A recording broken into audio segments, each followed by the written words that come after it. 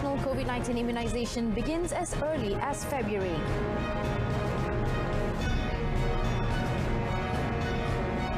Johor hopes HSR project continues with improvements.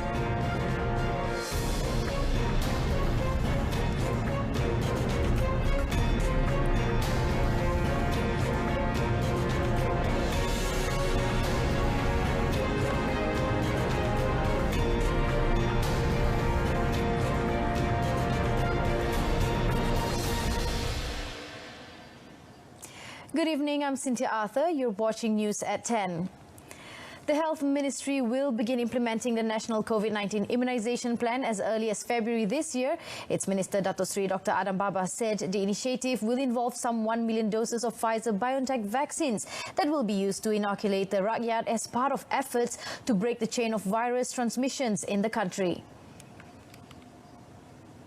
Explaining further, he said the frontliners will be among the first to receive the vaccination, apart from those suffering from non-communicable diseases such as diabetes and kidney failure. He said the remaining 6.2 million doses of vaccines will be provided for the other 80% of Malaysians in stages. Dengan kaedah life and livelihood ini, iaitu mengimbangi ekonomi dengan kesihatan, kita menjangkakan melandaikan lengkuk itu makan masa yang lebih lama, tetapi berkesan untuk kita terus memutuskan rantaian COVID-19 dan dengan adanya program pelalian ataupun imunisasi kebangsaan untuk COVID-19, kita menjangkakan selepas itu kita boleh menurunkan kes dengan baik. Malaysia is expected to receive more doses of COVID-19 vaccines in April and May this year. Malaysia is expected to report an increase in the number of positive COVID-19 cases following intensive screenings conducted by the Health Ministry at the national level. Health Minister Dato Sri Dr. Adam Baba said the screenings will be focusing on foreign workers in the country, especially those in the manufacturing and construction sectors. He further explained that the government will increase the number of quarantine and low-risk treatment centre (PKRC) as a preparation for any possible surge in COVID-19 cases. Speaking in Kota Tinggi, Johor today, he said the amount of beds at the Malaysia Agro Exposition Park Serdang Maeb's PKRC facility will also be increased from 4,000 to 10,000 beds. Perlu kita lihat juga, kita juga ada kes discharge selepas 10 hari mereka dirawat di PKRC, mereka juga dia discharge ataupun dikeluarkan daripada pusat tersebut Untuk semalam 2,230 discharge berbanding dengan masuk 2086 The minister added that there is a balance between the number of patients that have been discharged and the amount of patients being admitted to the PKRC. Meanwhile, Dato Sri Dr. Adam also said that a total of 70,000 foreign workers have undergone COVID-19 screening from August until 31st December last year. He explained that the ministry has been focusing on those working in 5 states, namely Selangor, Kuala Lumpur, Pulau Pinang, Negeri Sembilan and Sabah. He also said that starting from this month, all foreign workers in the country are obligated to undergo their screening using the antigen rapid test kit. For those who are registered under the Social Security Organisation (SOCSO), the cost of the test will be borne by their employer.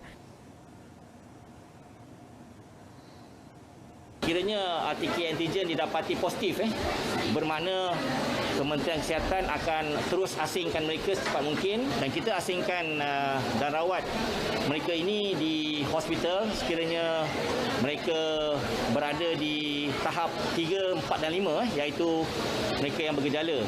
Untuk mereka yang tidak bergejala, itu tahap 1 dan 2, mereka diasingkan di PKRC.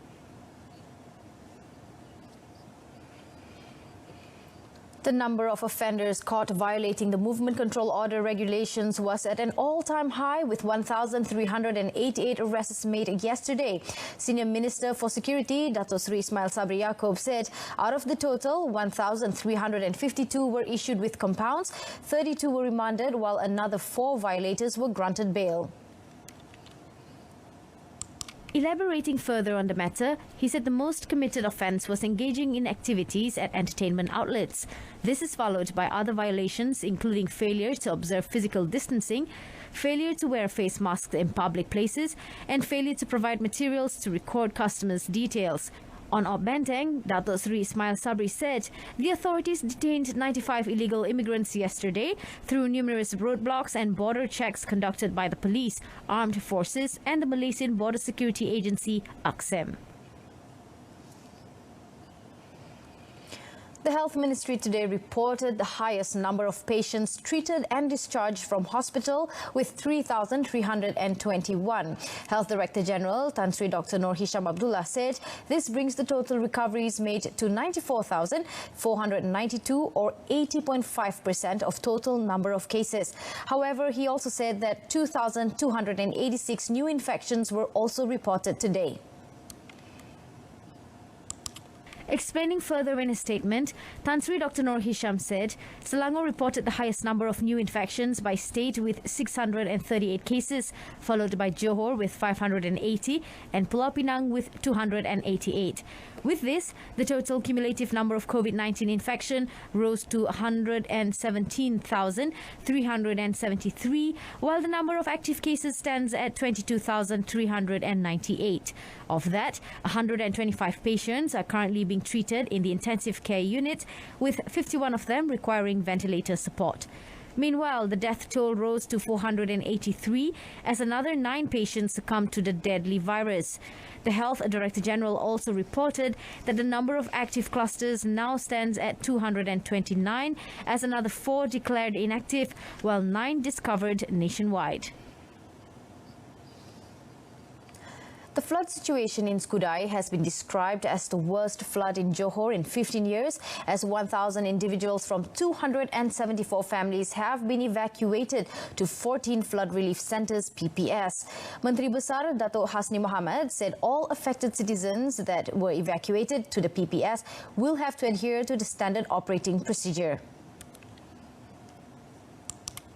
Saya melihat bahawa keadaan cuaca daripada laporan yang saya terima bahawa hujan akan berterusan untuk sehari dua ini, dan saya menasihatkan supaya keluarga-keluarga yang terlibat tu utamakanlah keselamatan keluarga. Meanwhile, Kampung Sepakat Baru Community Management Council MPKK Chief Azmi Basiran said the last time the area experienced such serious flood was back in 2006. Ini lagi dahsyat sikit lah, tapi tak tahulah akan seberapa petang. Disebabkan mungkin air pasang, saya dipahamkan air pasang ni tengah tinggi.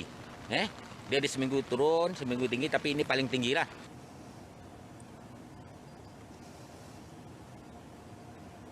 The body of Siti Aisha Abdullah, 36, who died when the four-wheel drive vehicle she was in plunged into Sungai Batang Lupar at Triso Ferry Point, Subuyau yesterday, was buried at Kampung Hulu Muslim Cemetery, Sri Aman, around 6:22 p.m. The burial was attended by her husband, Muhammad Hamzah Razali, as well as relatives and friends. Prayers were held for Siti Aisha along with her 5 children, Nur Shuhada Muhammad Hamzah, 16, Karunisa, 14, Muhammad Aiman, 7, Muhammad Mustaqim, 5, and Muhammad Ahmad, 4 months at Bandar Sri Aman Mosque before the burials were conducted. Besides Siti Aisha and her 5 children, her sister Lorna Ting, 33, and 2 of her children, Alvin Pang, 12, and Wallace Pang, 7, were also killed. The bodies of Lorna Ting and her children were taken back to Cebu tonight after their autopsies were completed at Hospital Sri Aman.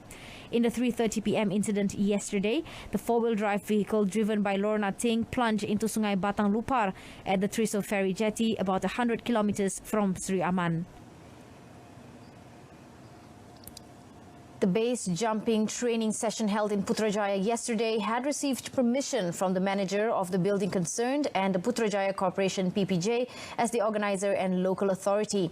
PPJ Corporate Communications Division Director Tengku Aina Tengku Ismail Shah said apart from that, the Special Malaysian Assistance and Rescue Team SMART was also informed about the session, and its personnel were also deployed to be on standby at the scene. In a statement, Tengku Aina said the training has also taken into account all safety aspects and the weather, including placing wind direction indicators on the building and landing area. Commenting on an incident where a man died while performing a base jump trial yesterday, she said it was safe to perform the jump based on the direction and strength of the wind.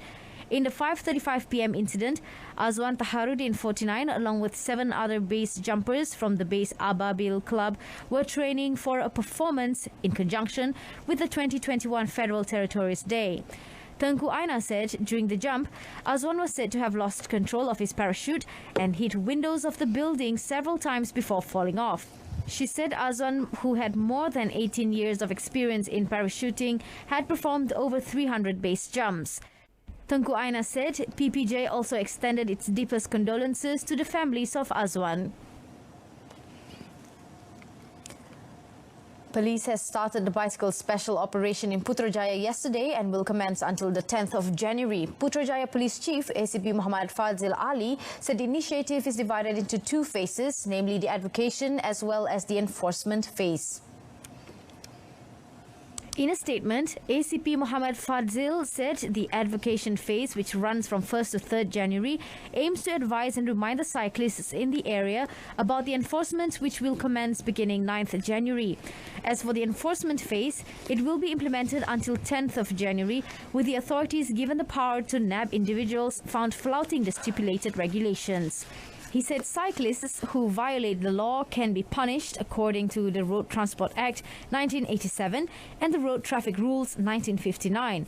He added that cyclists should select the appropriate time and place to conduct their cycling activities, apart from making sure that they have the required safety features, including the brakes and belts, in order to reduce the risk of road accidents.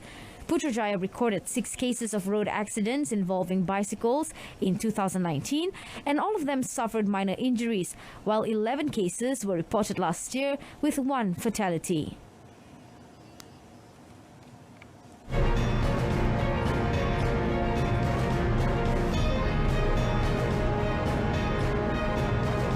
QR code system among solutions in wake of meat cartel scandal.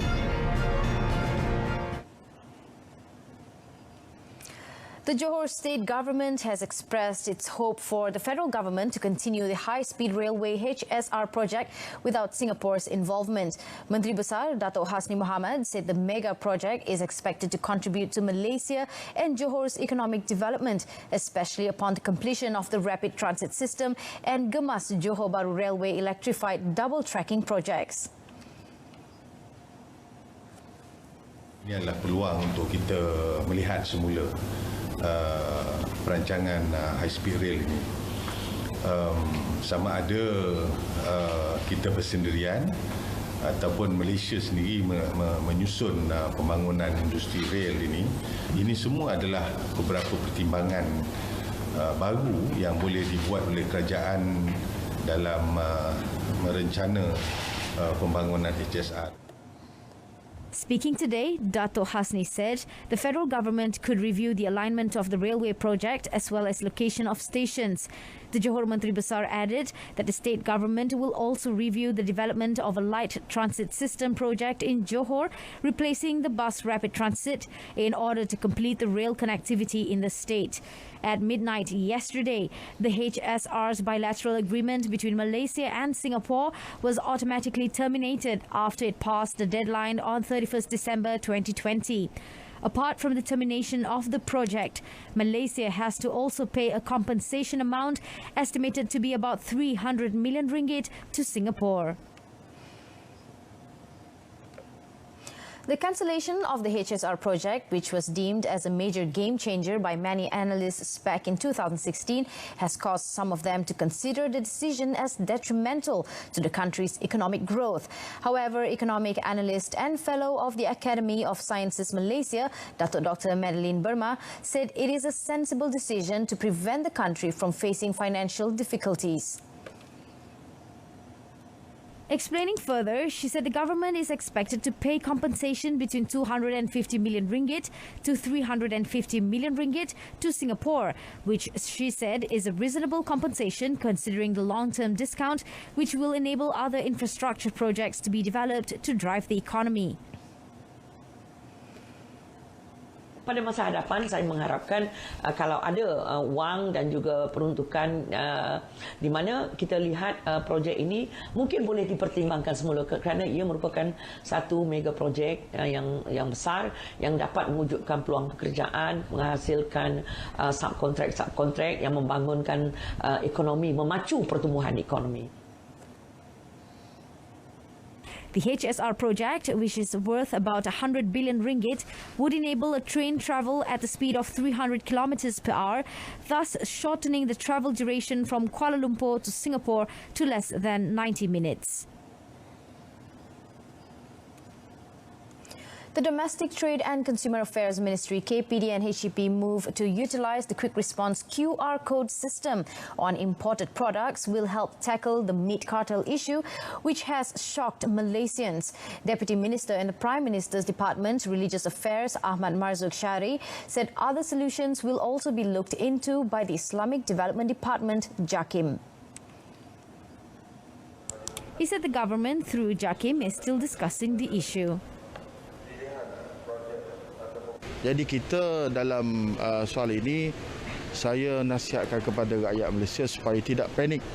Sebenarnya hanya sekelompok kecil sahaja dan setakat ini kerajaan masih lagi berjaya mengawal. Dan saya tak boleh komen lebih kerana syarikat berkenaan sudah pun berada di proses pendakwaan di mahkamah. He added other improvements that can be applied to tackle the meat cartel scandal are also being drafted, and the QR code system is among one of the approaches taken. Ahmad Marzuq, who is Pengkalan Cepa MP, told this to reporters after presenting a donation to more than 20 Pusat Asuhan Tunas Islam Pasti teachers in Kota Baru today. KPD and HEP recently proposed the use of a QR code system on imported products as a way of dealing with leakages at the country's borders and prevent a reoccurrence of the fake certification of non-halal meat. Its Deputy Minister, Dato' Rosal Wahid, said it will help officers detect imported goods, such as meat, which enter the country via the wrong channels. The application for appointment of piecemeal workers at Radio Television Malaysia RTM as contract of service COS staff has been approved and may be obtained as early as February this year. Communications and Multimedia Minister Dato' Saifuddin Abdullah said the ministry has previously submitted all related documents to the Public Service Commission (SPA). Explaining further, he said a total of 397 out of 653 staff will be offered with the COS, where they will have the options whether to receive the appointment or continue to work as piecemeal workers. Ini adalah langkah pertama. Langkah berikutnya ialah untuk melihat lagi kepada 24 orang yang berkhidmat sebagai stringers dan 222 petugas yang lain yang memberi khidmat atau tugasan tertentu juga. Jadi dari 653 kita nak selesaikan dulu untuk 397 dan kemudian kita cuba untuk yang seterusnya. Bagaimanapun prinsipnya ialah sukarela, sebab ada di kalangan piecemeal ni dia nak terus sebagai piecemeal sebab mereka memang ada kerja tetap di tempat lain. Speaking after a meeting with RTM's piecemeal workers, he said the issue of offering staff with COS was raised in order to protect their welfare, apart from making sure that they receive the proper benefits. On the home front, former Australian national player Christopher Hurd has joined Terengganu Football Club TFC for this season. TFC said the 31-year-old defender signed a one-year contract with the Turtles and is expected to play a key role in the team's campaigns in the Malaysia League and Asian Football Confederation AFC Cup. TFC said as a player with a vast experience who had played with the Australian national team and English Premier League clubs Aston Villa, Hurd should be able to strengthen the club's defence. In a statement last night, it said that Herd's versatility to play in other positions makes him a good catch for TFC this season. Apart from playing for Aston Villa for 5 years beginning 2010, Herd had also featured for other English clubs like Port Vale, Lincoln City, Bolton Wanderers, Wigan Athletic and Sheikh Russell KC of Bangladesh. The 1.73-meter tall Herd is the third import for TFC after Namibian Petrus Shitembi and Carly de Murga of the Philippines, who last played for Thai League One side Chonburi FC. That's it from us this evening. In our top story, national COVID-19 immunization begins as early as February. Join us for updates at noon at 12:30 tomorrow. I'm Cynthia Arthur. Thank you for watching.